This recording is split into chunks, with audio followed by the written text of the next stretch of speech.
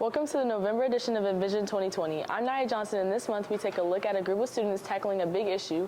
We'll visit a new community space designed for young citizens. We visit a program at John Hardin and much more. Stay tuned.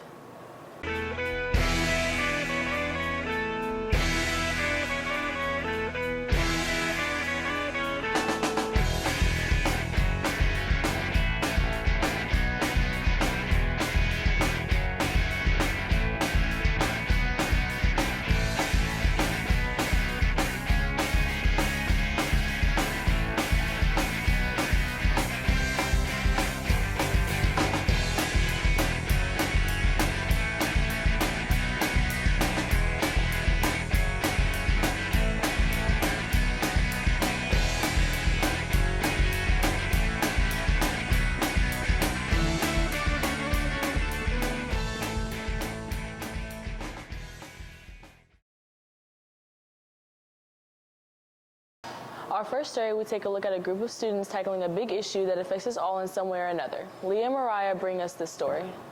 Today we are here in the middle of E-Town, Town Square, and we have students from schools, E-Town, and Central protesting for climate change because it's a big situation that has evolved over time, and there really just needs to be a change, and they're showing us that here today. As a teacher, I'm not really supposed to discuss political beliefs with students, but I feel like the best thing that I can do to support students in their political beliefs and helping to change the world is just to support and be there. So the event is basically trying to get people to realize how the situation is in such a dire state and why we need to have change.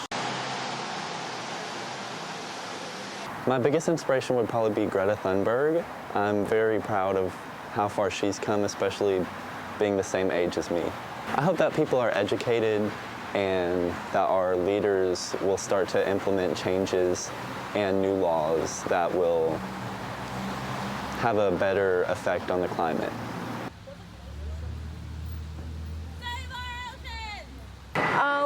I really think that the climate, is very important. I think it's an important issue that more awareness needs to be brought to it. Hopefully we can get E-Town more involved, and hopefully that we can have a lot of the community members come together. I know at E-Town schools we're trying to start an environmental club, and we're trying to get more people aware of what's going on in the environment. That lady stopped right there. Oh yeah. That is a big issue. Thanks guys for grabbing that story. Our next story covers a top senior athlete at John Hardin. I recently spoke with her about the love she has for sports. My name is Alexis. I go to John Hardin and I run track, play basketball, and play soccer. Right now I've been really trying to work out and get stronger so I can build up my speed and help in the track season. I am expecting Kiana Clay to be the big game changer for this track season. Right now, I'm just really hoping that we can win regions again and hopefully win state. An issue that I think that needs to be addressed is more support for all our teams. I think that we have a really good athletic program, and I think it's really underrated, and I think that people should come out and support more. I know it's going to be a great season if we all work really hard in practice and just give 100% every chance that we get. Probably my greatest memory is just being able to travel with them and get really close with everyone. You really do make a lot of friends, so it was just really nice to have that relationship with everybody. Favorite sport is track, and it's because that is my sport that I am really good at out of all my other sports. And track for me is a really big stress reliever. Whenever I'm running, I don't really think about anything else. It's just, all on the track. I am going to college for sport. I'm going to college for track, and I'm going to Murray State University. This year, I'm looking forward to getting back on the track and hopefully getting some wins in. Next up is about a group of community members that find unique ways to give back to our community. A new space has just opened up for our youngest citizens. Leah and Mariah recently took a visit to see what it's about. So the PNC Music Garden is a great new addition to our community. It gives young children specifically the opportunity to get out and make music, use their creative ability to play with sounds and move around. And the beautiful part is it's outside, so they're getting that fresh air and that outdoor experience as well. We always know that involving children in play, that's the best way that they learn, and this gives them the freedom to play and create their own play. Unstructured play is a great learning tool for early childhood development. But we also know that just since the music garden's been installed, we've seen people of all ages out there playing, not just those younger children, but older children, teenagers, even senior citizens out there making music on the music garden.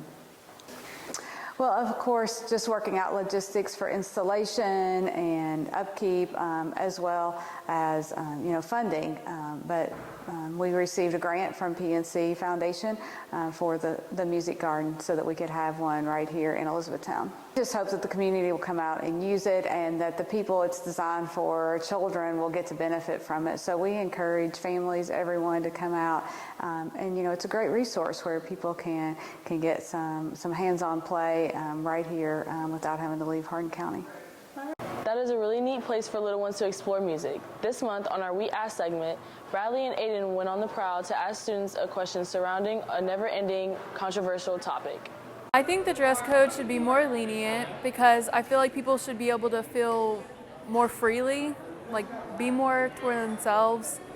And I feel like people should also be held more accountable for what they feel. I feel like it's a little bit more strict on women, but I feel like people should just feel more comfortable. I believe the dress code should be more lenient because people shouldn't have to feel restricted to express themselves the way they want to. And mainly dress codes about for the girls at least, boys can't handle themselves. I feel like dress code should be more lenient because that's kind of how we express ourselves. And if we can walk around the store in a certain way, I feel like we should be able to walk around the school in a certain way because we're not distracting anybody in the store, so who are we going to distract here? I say the dress code should be more lenient because it's 2019 and we all have our own fashion sense and we all should be allowed to express ourselves in our own ways and not just how they want us to dress. We should be able to wear what we want and how we want because we just should be able to express ourselves, and if that's wrong, well, I don't want to be right then.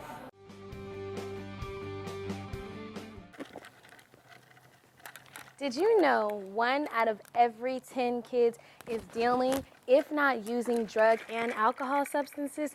Just in 2017, over 1,000 kids died from car crashes due to the driver being drunk while driving, if not high while driving.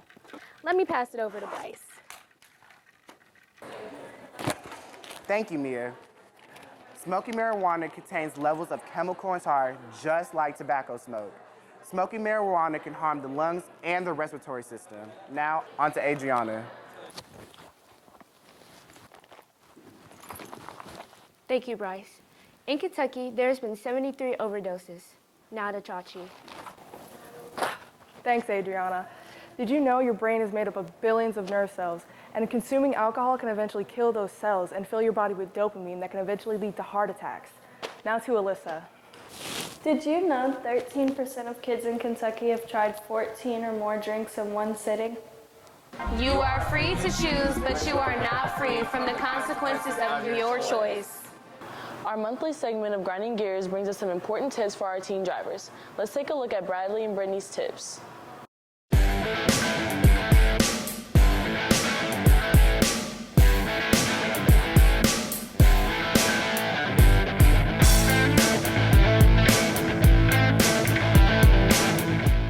So today, in this episode of Grinding Gears, we're showing you 5 ways to prep your car for winter weather. First, we're going to get under the hood.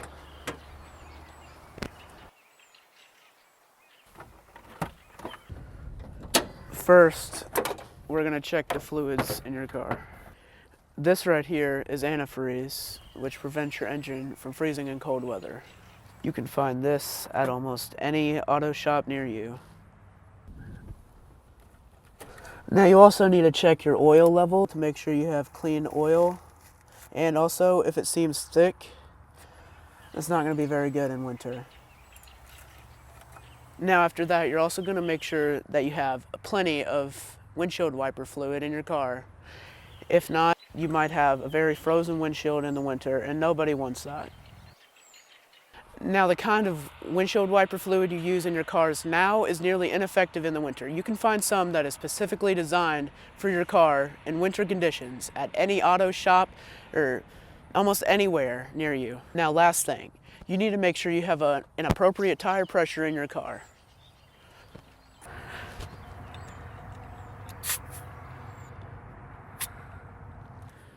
Without the appropriate tire pressure in your car, it can become very dangerous on snowy roads. That's why you want to make sure you keep around a tire gauge with you. It'll always come in handy. Well, that's it for episode 2 of Grinding Gears. Stay tuned for episode 3 coming soon. This month, we wanted to look back at a couple of our stories surrounding some of our Hardin County Schools events. Tristan brings us the FFA Farm Safety Day, and Isabella took a closer look at our Cradle School kickoff.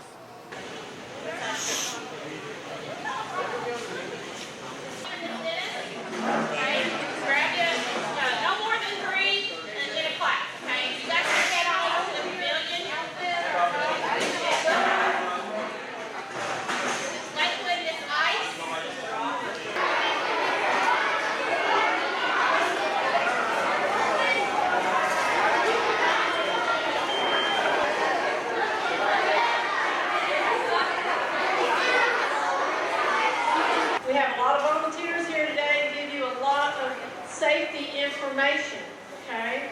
And so as you go to these groups, we ask that you be quiet, you listen to what they have to say, and I know they will give you time to ask questions, okay? Questions, not stories now, okay? We don't get on stories, it's mainly questions, okay? Group leaders, are you ready? I don't want to hold this up.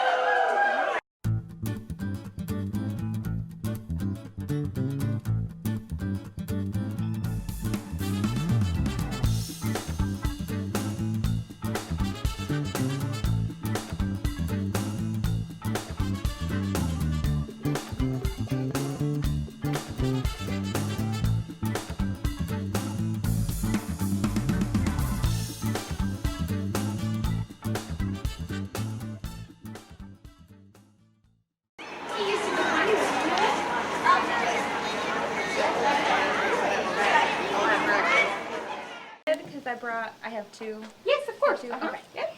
Oh, did you get the Good Morning Grizzle Grump? With the start of our new school year, our next generation is being introduced to the world of education. I'm out here at Dolly Park for our Cradle School Kickoff on the north end, which services North Park, Meadowview, Vine Grove, Radcliffe Elementary, and Woodland. Cradle School is a collaboration between United Way and the Family and Youth Services Center, and we're all about letting parents know that they're their child's first and best teacher. Our program is for children ages birth to 5, and we do a lot of fun activities. If you and your child come to Cradle School, you can expect it's an hour-and-a-half class. So we always start off with a circle time where we do some songs, we kind of meet each other, we go over some shapes and colors. I think early literacy is important because it's the foundation of helping small children develop a love for reading.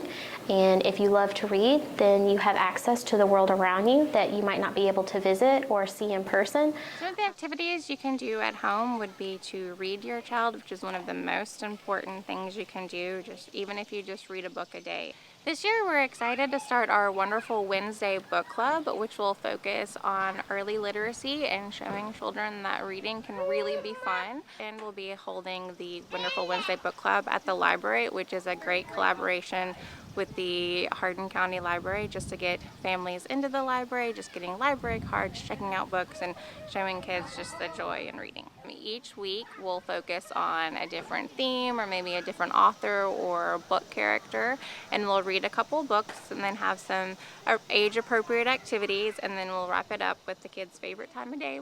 And besides our North pod cradle school, we also have a central end, and that is for GC Burkhead, New Highland, Heartland, and Lincoln Trail. And we have those classes at the old GC Burkhead, which is now the College View campus. We encourage grandparents to come, parents, nannies, babysitters. If you need more information, feel free to contact your family resource coordinator at your school, and they can get you all the information you need. Because that's just playing, you know, we won't sit down and do a specific Right. Our last story covers a program that brings energy to all of our games. Bryce brings us this story.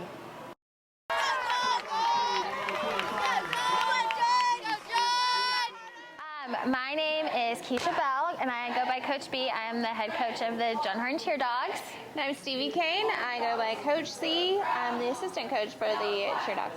I used to cheer growing up, and I cheered for this high school, so I wanted to get back and do the same thing and just share my passion with other girls. An athlete is somebody who is definitely committed to a sport. They're disciplined.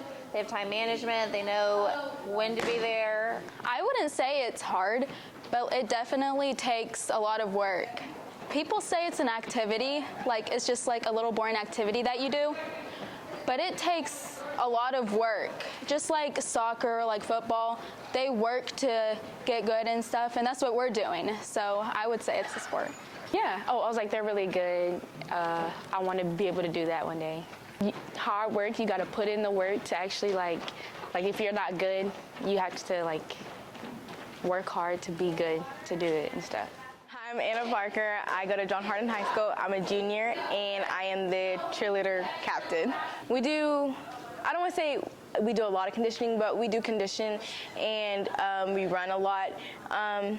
To have the strength to like lift up a person that's your size.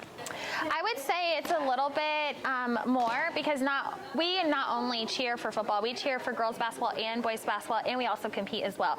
So we have to not only have that stamina on the sidelines, but we have to have it for competition. And doing a 2-minute and 30-second routine is really hard, and it takes a lot of energy. And not only are we doing those skills, but we have to yell while we're doing those. And people might think it's easy, but try running for 2 minutes and 30 seconds straight and yelling a cheer on beat.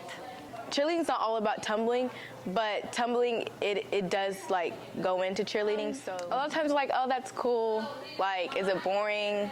Like, do you guys actually do stuff? So I feel like it's a sport because we work just as hard as other people. Like, we practice every day. We cheer at games. And a lot of people don't think that we condition, but we actually do condition, and it's harder than it looks. It's human, like you're picking up humans, and you're using your body to tumble, and whenever you're stunting, so you're using more of like muscles that you never used before. Yeah, once you get the hang of it, because my first game, I was really nervous, and I messed up a lot, but like it's really fun and easy to do once you can do it. It's a little bit difficult to gain that same respect because a lot of people see us on sidelines and they don't think that we do much because they only see us yelling words and using signs, but we actually do a lot more. So we do compete too, just like All-Star. All-Star is stunting and a little bit of cheer and a lot of jumps and tumbling, and we do those same things, but it's just not seen on the sidelines as much. I had some friends, but like I made a lot more new friends through cheerleading, and I cheer here and at other places, so more friends is just really good. Like, oh my gosh, that's so cool. Like, how do you do that? Like, can I do that?